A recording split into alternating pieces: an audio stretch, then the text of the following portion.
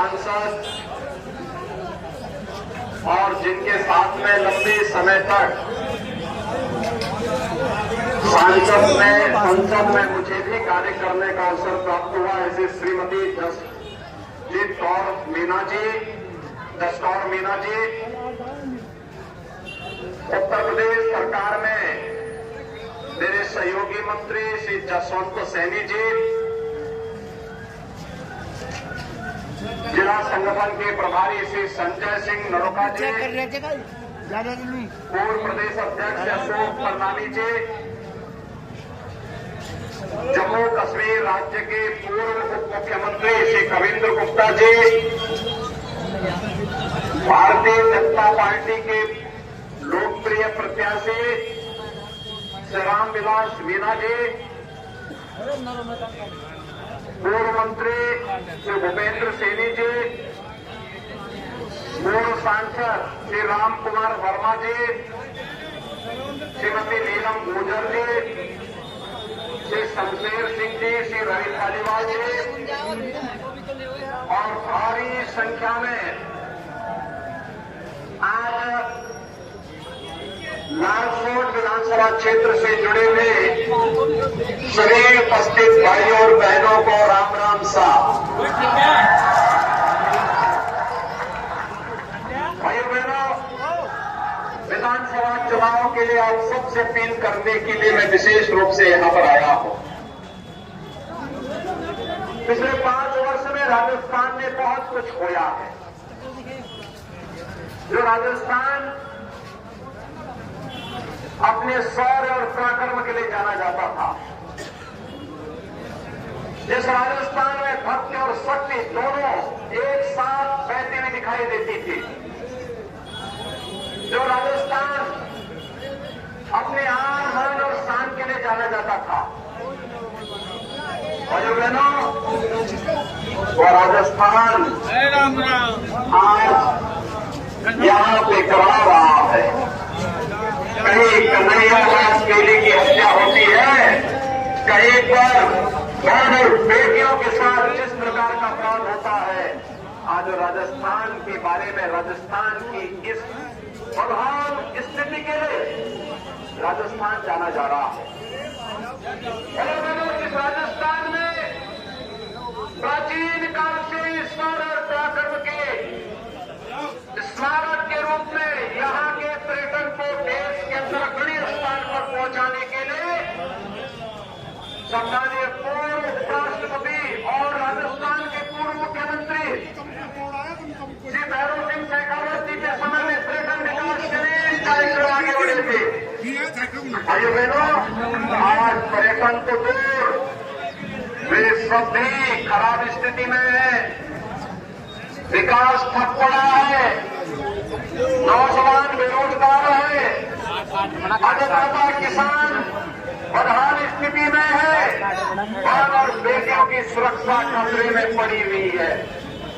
भाइयों बहनों, राजस्थान आज के दिन पर जब राजस्थान की बात करते हैं, भाइयों बहनों, पिछले 5 वर्ष में कांग्रेस की सरकार ने राजस्थान से भ्रष्टाचार में नंबर 1 कर दिया है, महिलाओं पर अपराध में नंबर 1 पर हो गया है, साइबर अपराध में नंबर 1 पर हो गया है, बिजली की दरों में नंबर 1 पर, डीजल पेट्रोल में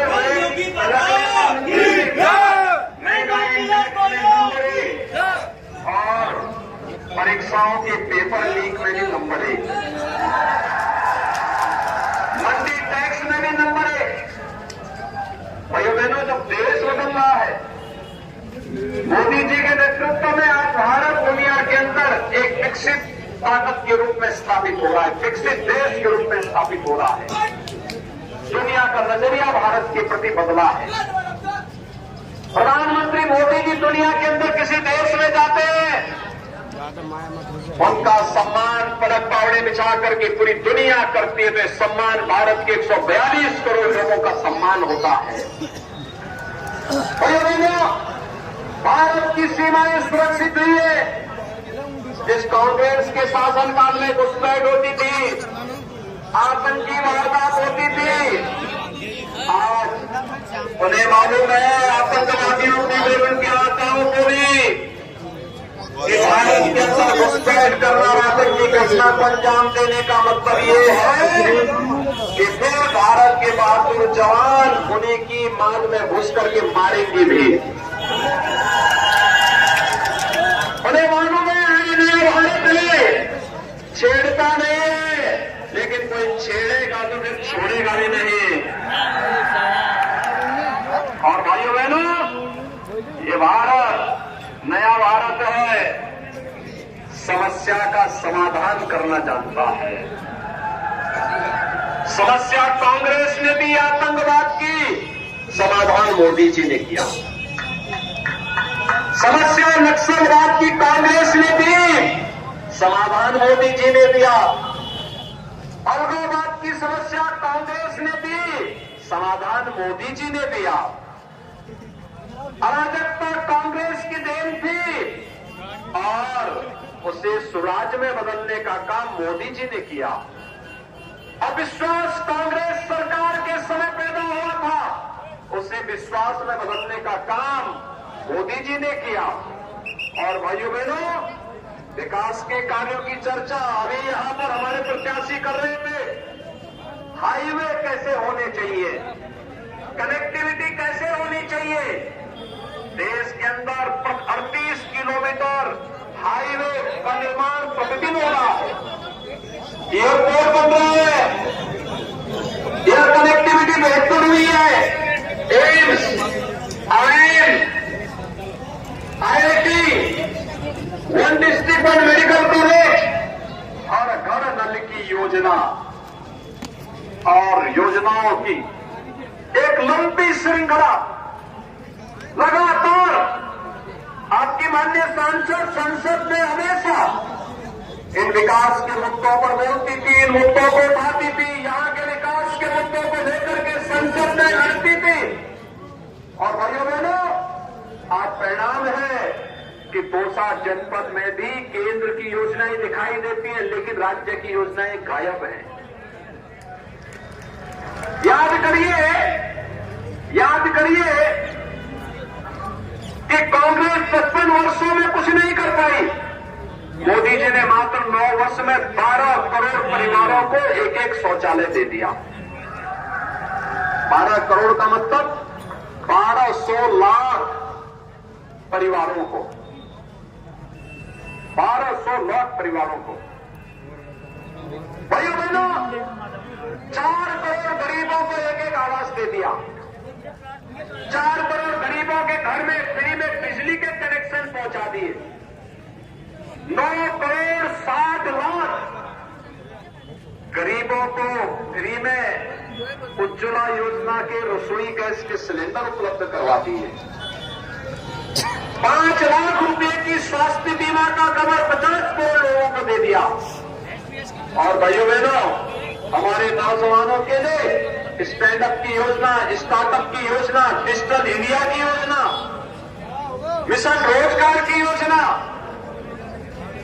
और जो संकट का साथी है, जब दुनिया के अंदर संकट आया कोरोना की, मैं आज ही समाचार पत्र पढ़ रहा था, अमेरिका में, चीन में कोरोना के मामले तेजी के साथ बढ़ चुके हैं, लेकिन भारत सुरक्षित है क्योंकि मोदी जी ने 2 ऐसी वैक्सीन दी जिसने वैक्सीन लिया, कोरोना समाप्त।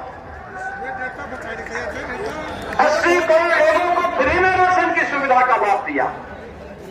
भाइयों बहनों, मोदी जी के नेतृत्व में ये नया भारत विकास भी कर रहा है, सुशासन का लाभ भी नागरिकों को दे रहा है, सुरक्षा भी प्रदान कर रहा है और आपकी आस्था का भी तो सम्मान कर रहा है।